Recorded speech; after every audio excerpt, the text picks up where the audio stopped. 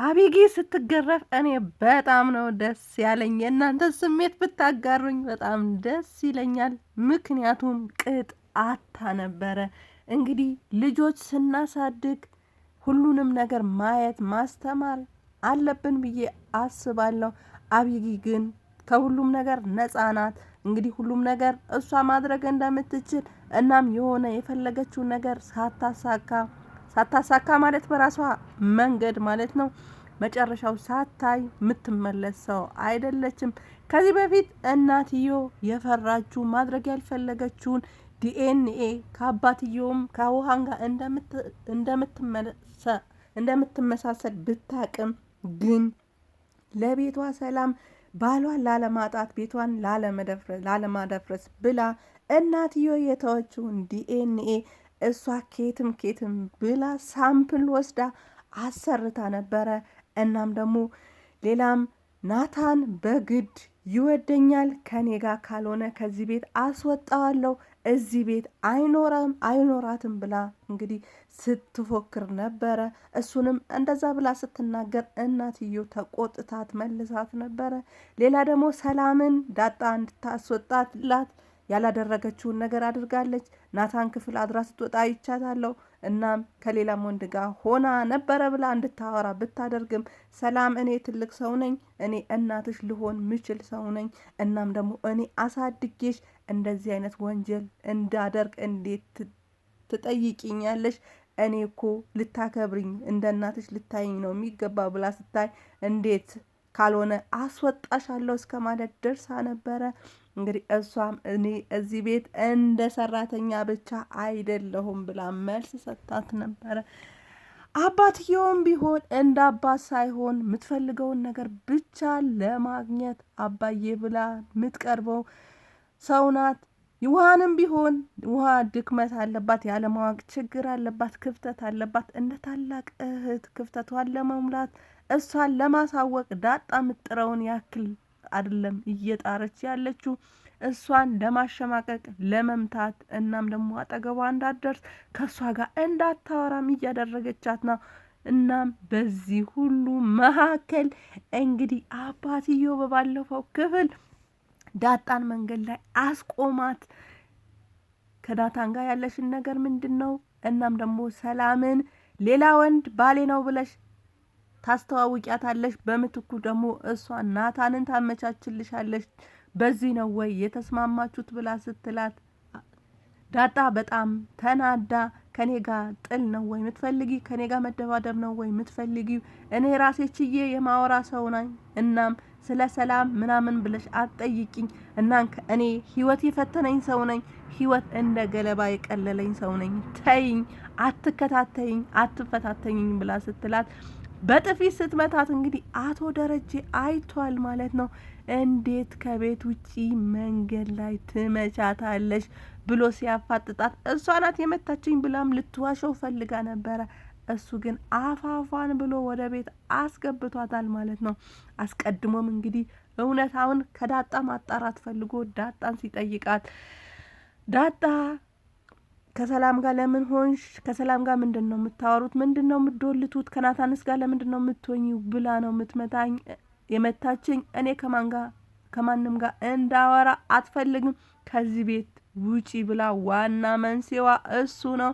እኔ ምንም ያልኳት ነገር የለም ብላ ስትለው እንግዲህ አቶ ደረጀ አንቺ አይቼሻለሁ ስትመታት አልመታሻትም፣ መምታት ትችይ ነበረ ግን እሷ ባታቅም አንቺ እህቷ ነሽ። እናም ደግሞ አንቺ ታገሺ፣ እኔ ሁሉም ነገር አስተካክላለሁ። ልጄ መሆንሽም ደግሞ ነገሮች አመቻቻለሁ። እኔ የቤቴ ሰላም ሳይጠፋ እንዲሁ ደስተኛ ሆነን አንቺ እንዲቀበሉሽ ነው ማድረግ የፈለኩት፣ ጊዜ መውሰድ የፈለኩት ለዛ ነው። ሁሉንም ነገር ቦታ አስይዘዋለሁ።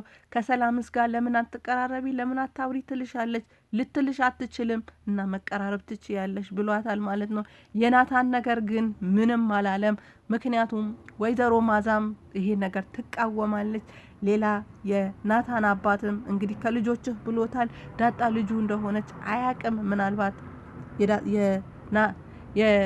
የናታን አባት ፍላጎት ነው ብሎም ስለሚያስብ እንግዲህ ስለሱ ምንም አላለም። እንግዲህ ወይ ከልጆቹ ይምጣ ብሎ እስከ መጨረሻው ማየት የፈለገ ሰው ይመስላል አቶ ደረጀ። እነሱ መካከል መግባት አልፈለገም። ከሱ ጋርም አቱኝም አላላትም። እንግዲህ ሌላ አስገብቶ አባትዮ እንግዲህ እሷም አቢጌም እንግዲህ ፈርታ እናቷ ደውላ ቶሎ ነይልኝ አባዬ ቤት አለ ተቆጥቶኛል፣ እናም ቶሎ ድረሽ ብላ እናቷን አስመጥታለች። እናትየውም ተው አትምታት፣ ምን ፈልገህ ነው፣ ምን ሳጽፍታ ነው ብላ ስትለው እሱም ጮሆ እሷን አስገቢልኝ አንቺ ውጪና ቤቱን ዝጊ ብሎ ጮሆባታል ማለት ነው።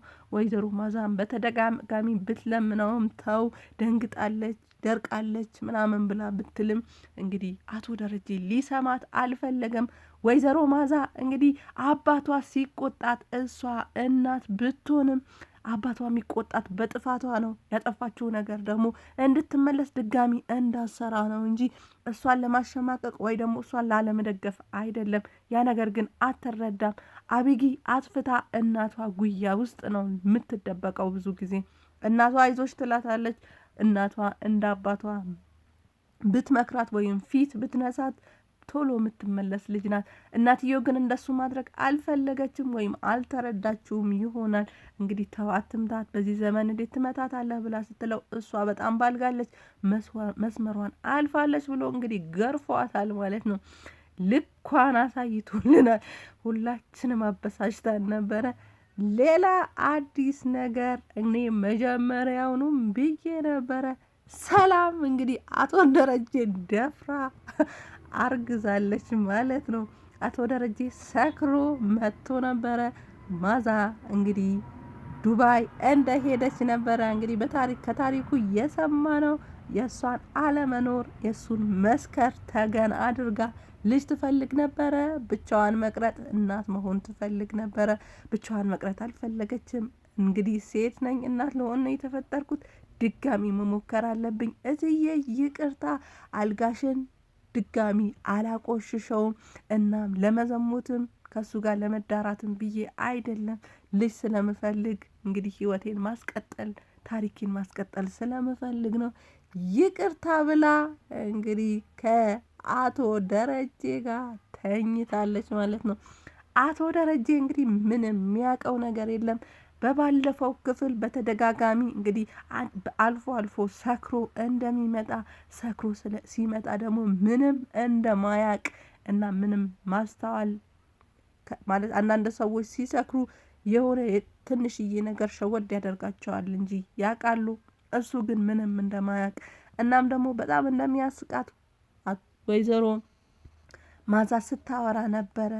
እንግዲህ እሱም በስካር መንፈስ ሰላም የማዛ እየመሰለችው ማዛ ይቅርታ ነገ ይቅርታ ጠይቅሻለሁ፣ በጣም ናፍቀሽኛል፣ እናም ይቅርታ ይቅርታ እያላት እንግዲህ አብረው ተኝተዋል ማለት ነው። ሰላም ከማዛ እኩል ከአቶ ደረጀ 2 ልጅ ይኖራታል ማለት ነው። እንግዲህ ዳጣም እህት ወይም ወንድም ይወለድላታል። የሰላም እንግዲህ እንትኗ ባለቤትነቷ ወይም ስልጣኗ ከፍ የሚለው እንግዲህ ወንድ ልጅ ወልዳ የወንድ ልጅ አባት ብታደርገው አሪፍ ነበረ እላለሁ። አብራችሁኝ ስለነበራችሁ ከልብ ከልብ አመሰግናለሁ። እንግዲህ ቀጣዩ ክፍል አብረን የምናይ ይሆናል። አጓጊና አስተማሪ እየሆነ ነው።